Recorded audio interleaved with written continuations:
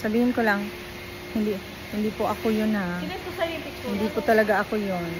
Tingnan niyo naman. hindi po ako yung humalik.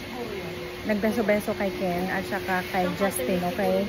Sa babaeng yun, if you're an 18, please, hindi mo ba narinig yung paulit-ulit na rules na sinabi sa venue na bawal physical, bawal close contact, bawal nga hawak, pero ikaw nagbeso-beso ka kaagad. Huy, Diyos ko girl, pinahamak mo tayong 18, pinahamak mo yung pangalan ng 18. Hindi tayo ganyan, di ba? Dapat hindi tayo nagaganyan.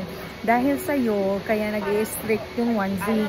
Kaya nagiging mahigpit sila sa mga photo op, sa mga meet and greet. So, ikaw girl, ikaw yung isa sa mga rason kung bakit hindi na tayo makakapag close encounter or makakapag close encounter, yun na nga, with our mahalima.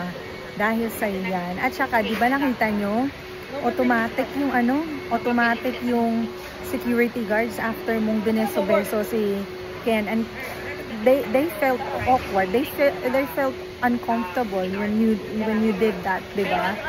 So please, 18, be respectful sa private space ng mahalima. Okay lang mag-tap, even nga tap, di ba? Depende kung papayagan ka ng mahalima, kasi mabait naman yung mahalima, pero wag naman ganun na magbeso-beso ka na, kasi parang sexual harassment na yon.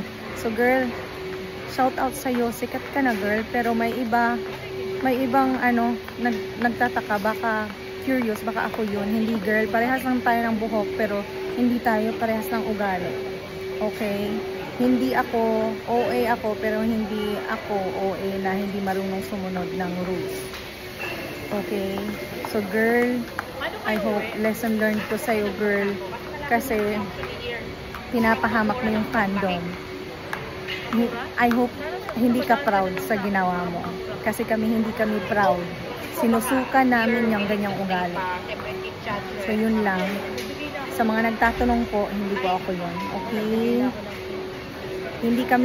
Magkaiba kami ng level of maturity when it comes to responsible fangirling. Bye, guys!